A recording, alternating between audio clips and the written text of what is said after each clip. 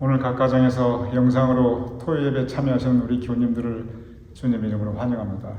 우리 다 함께 사도신경으로 우리의 신앙을 하나님께 고백하여 올리겠습니다.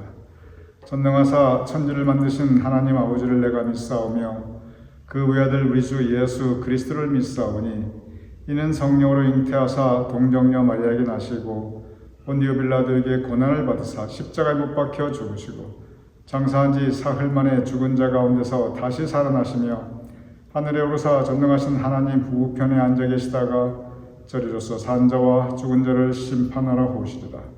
성령을 믿사오며 거룩한 공회와 성도가 서로 교통하는 것과 죄를 사하여 주시는 것과 몸이 다시 사는 것과 영원히 사는 것을 믿사옵나이다. 아멘.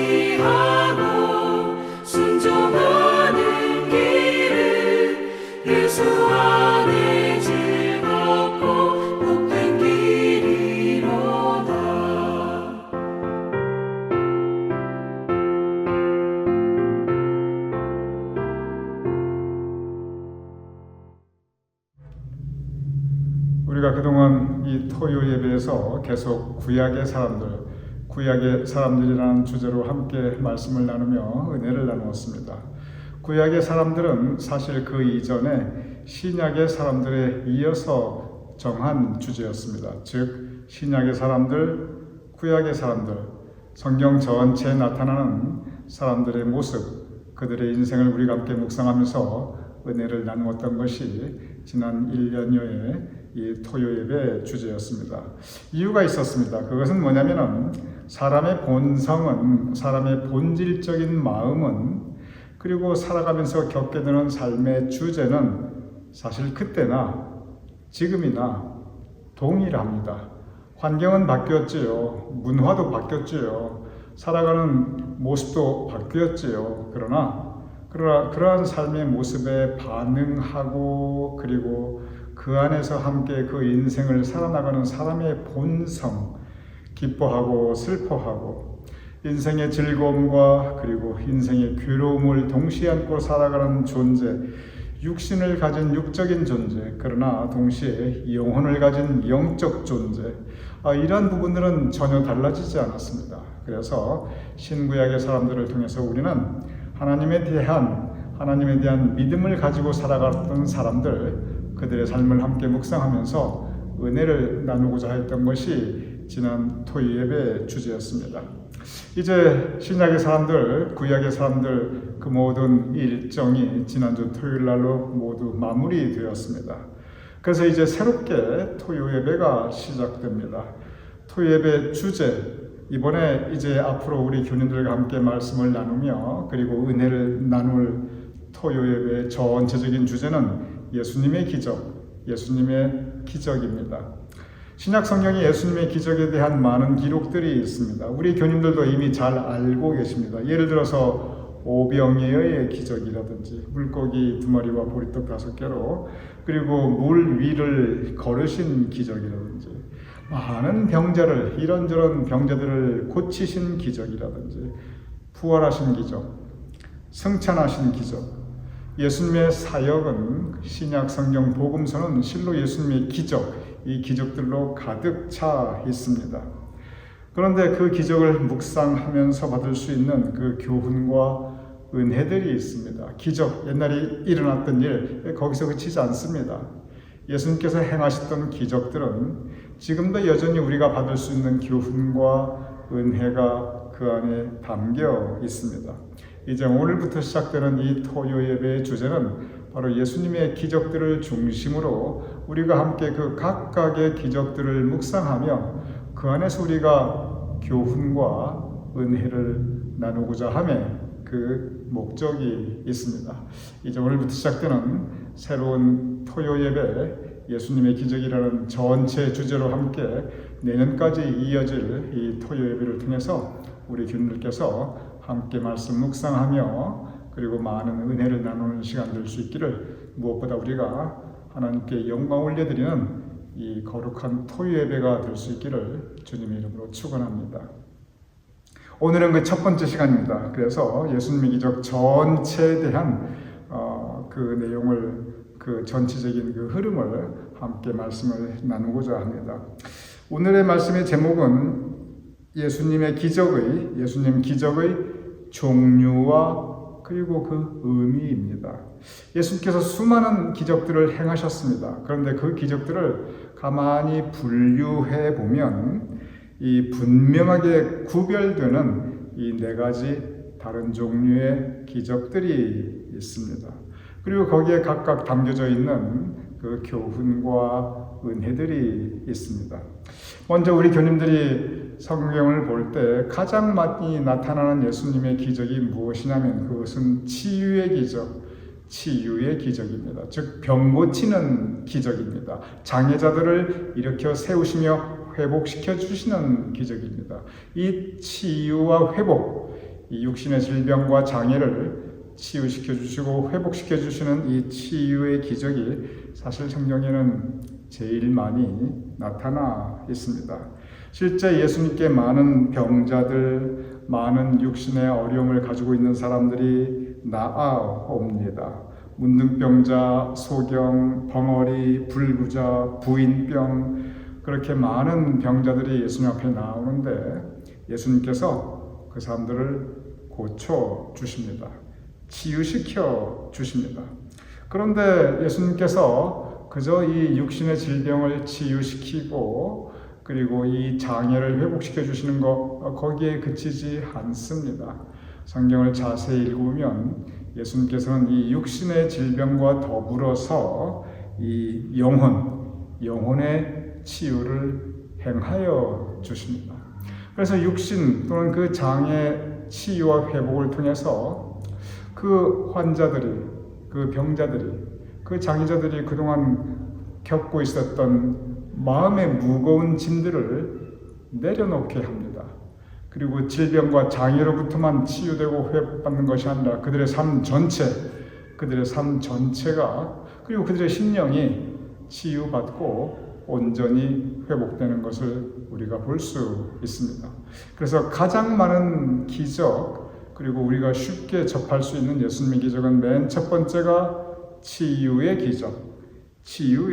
기적입니다.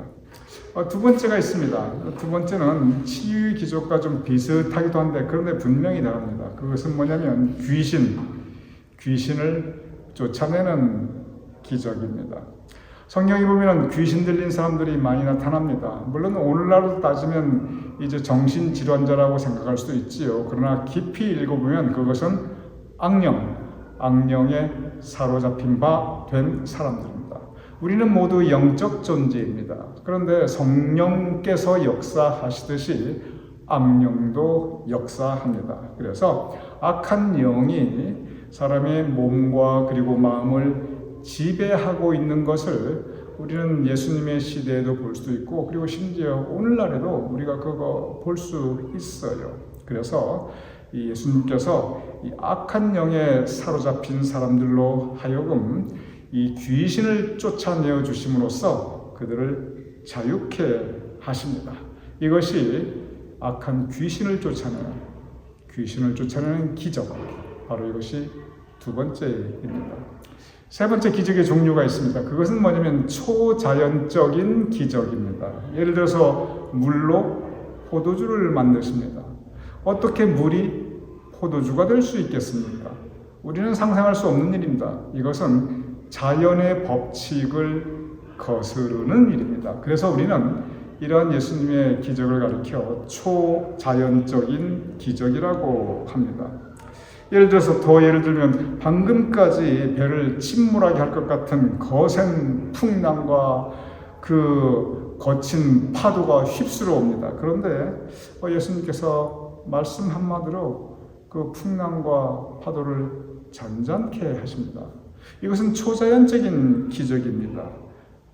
보리떡 5개와 물고기 2마리로 5,000명을 먹이시지요. 이게 계산이 안 되는 거지요. 물리적인 법칙이 여기서 통하지가 않습니다.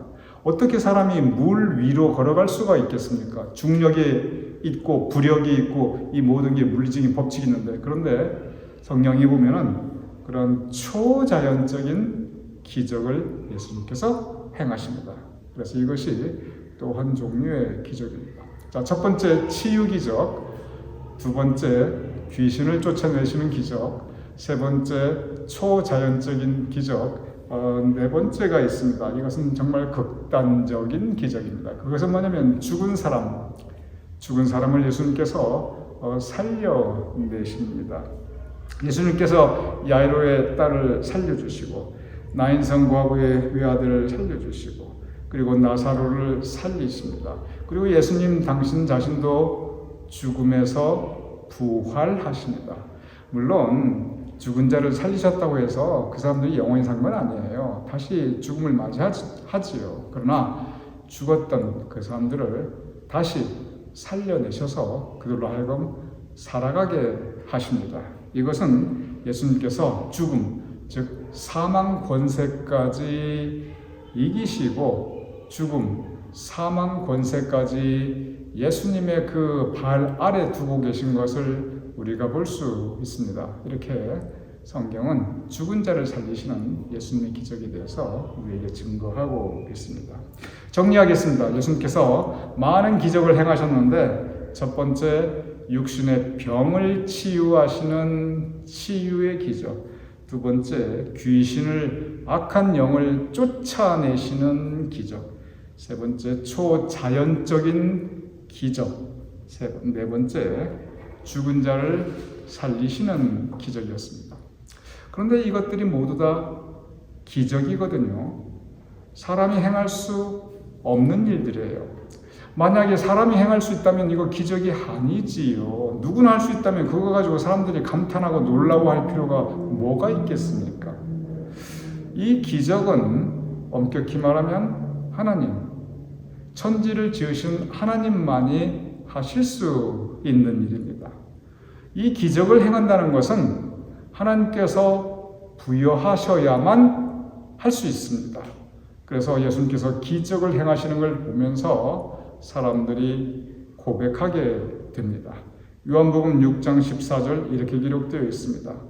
그 사람들이 예수께서 행하신 이 표적, 즉 기적들을 보고 말하되 이는 참으로 세상에 오실 그 선지자라 하더라. 무슨 뜻입니까? 예수님께서 정말 이 땅을 구원하실 구세주, 구약에서 증거하는 메시아, 우리의 구원을 이루실 참 그리스도, 그 예수님께서 하나님의 독생자 아들이심을 무엇을 보고 그들이 믿게 되냐면 그 표적을 보고 기적을 보고 그들이 고백하며 믿게 됩니다.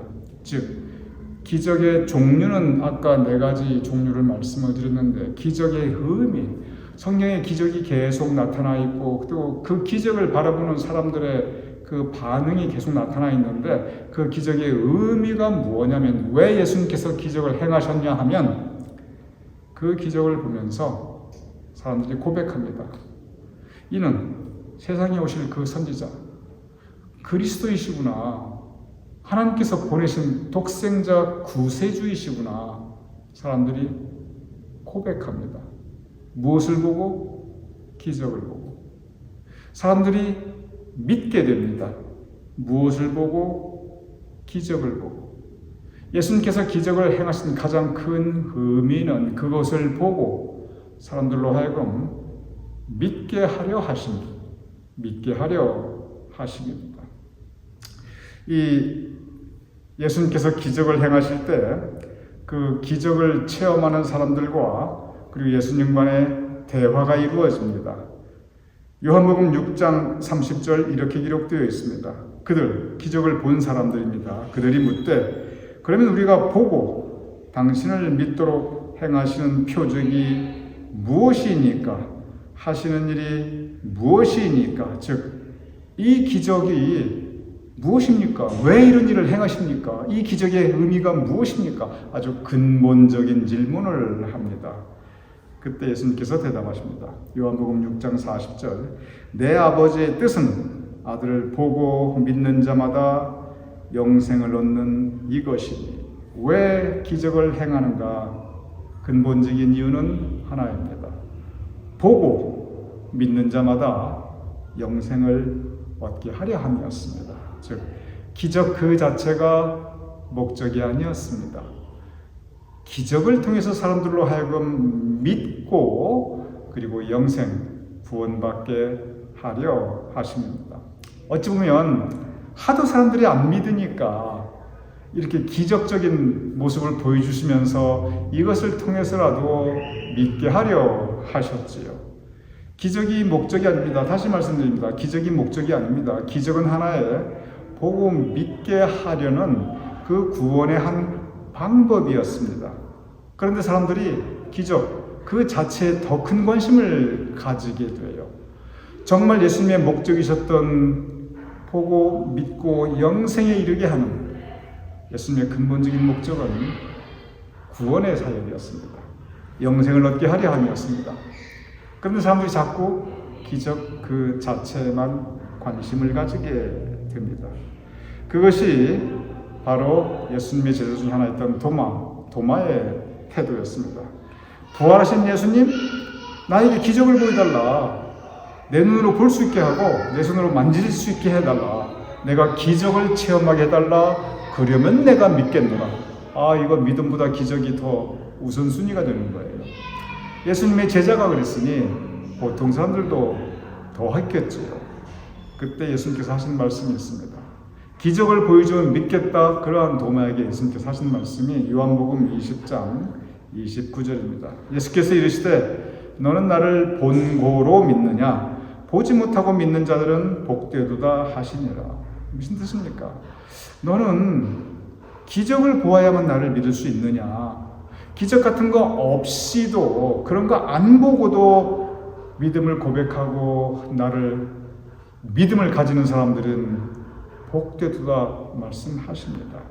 기적이 없어도, 기적 안 보고도 믿음을 가지고 그리고 구원에 이르는 사람들이 있습니다. 그들이 진정 복된 사람들이라는 것을 도마, 예수님의 제자에게, 그리고 그 시대에 기적을 추구하던 사람들에게 예수님께서는 준엄하게 가르쳐 주셨습니다. 요즘은 기적 같은 거 볼 수 없지요. 요즘은 예수님께서 직접 우리에게 기적을 행하시는 그런 이 시대가 아닙니다. 그런데 지금 이 시대를 살아가는 우리가 추구해야 될 것이 있습니다. 그때 당시에는 예수님께서 기적을 통해서 사람들을 하여금 믿게 하셨어요. 그런데 기적보다 더 중요한 것, 그때나 지금이나 기적보다 더 중요한 게 있습니다. 그리고 그때나 지금이나 기적보다 더 구원, 영생에 이르게 하는 더 분명한 길이 있습니다. 그것은 말씀, 성경을 통한 하나님의 말씀입니다. 우리는 말씀을 통해서 믿음에 이를 수 있고, 말씀을 통해서 우리가 은혜받을 수 있고, 결국 말씀을 통해서 우리는 구원받을 수 있습니다. 말씀을 통해서 우리가 믿고 구원에 이르는 것, 그래서 예수님께서 말씀이 육신이 되어 이 땅에 오신 것입니다. 그 성령님의 감동, 감화, 역사하심, 우리의 마음속에 감동, 우리의 마음을 움직여 주시고, 감화, 우리 마음을 변화시켜 주시고, 역사, 우리 마음 가운데, 우리 인생 삶의 자리 가운데 일하시고 계시는 그 성령님의 감동, 감화, 역사하심, 이것이 기적보다 더 중요합니다. 그리고 지금 우리 시대는 바로 이 말씀과 성령님의 감동, 감화, 역사하심에 의지하는 시대입니다.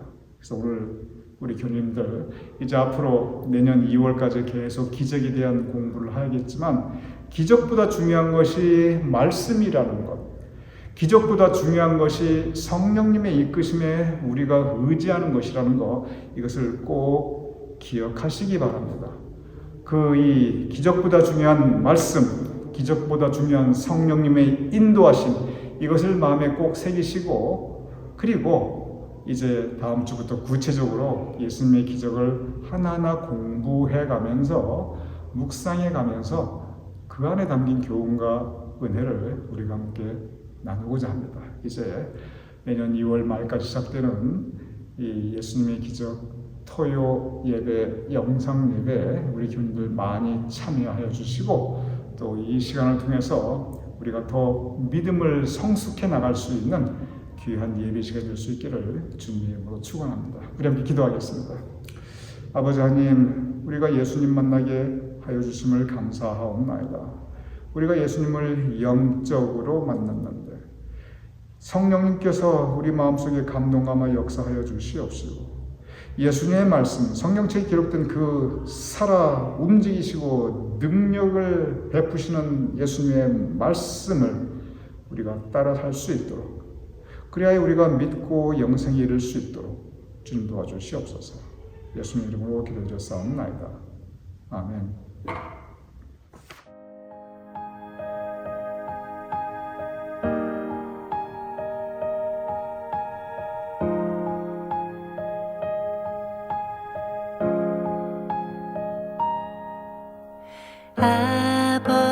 아버지께서 창세전에 아들에게 생명을 주셨네. 그 영원한 생명을 아들에게뿐 아니라 흙으로 만든 나에게도 주신다 약속하셨네.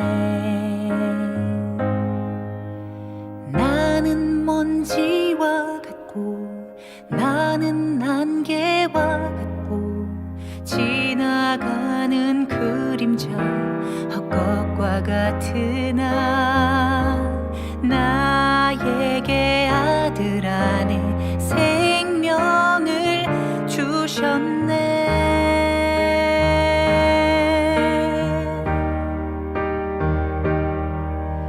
나는 아버지의 아들,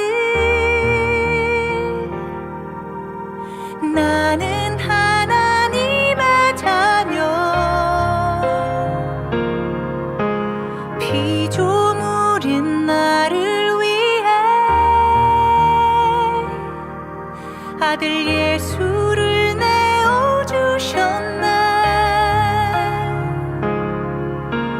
죄로 더럽혀진 나를 가장 좋은 옷을 입히시고 영광과 존귀의 관을 씌워주시니 은혜로다.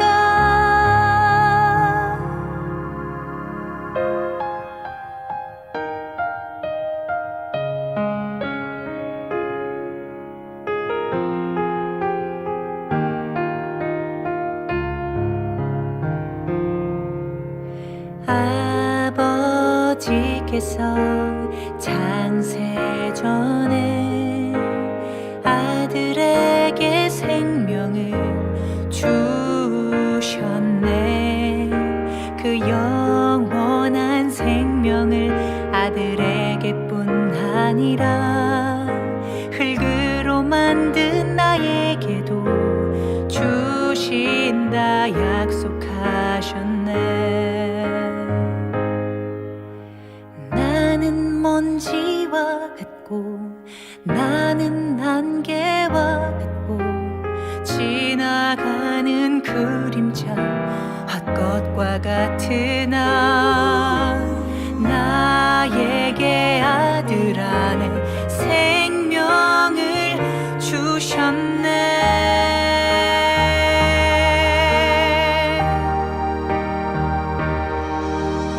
영원한 생명을 누리다 아들 안에 아버지 품 안에 만물 위 그 영원으로 나를 인도하여 주셨네. 아들 안에 아버지 영광 그 충만한 은혜와 진리 그 영광 보게 하시니 은혜 위에 은혜로다.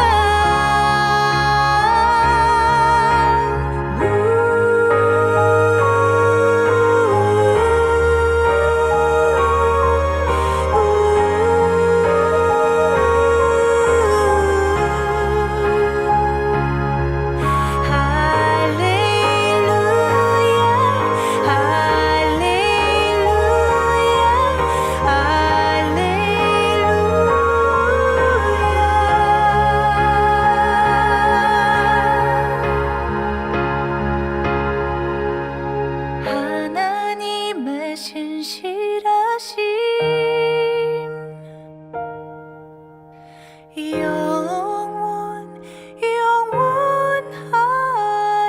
영원하여라.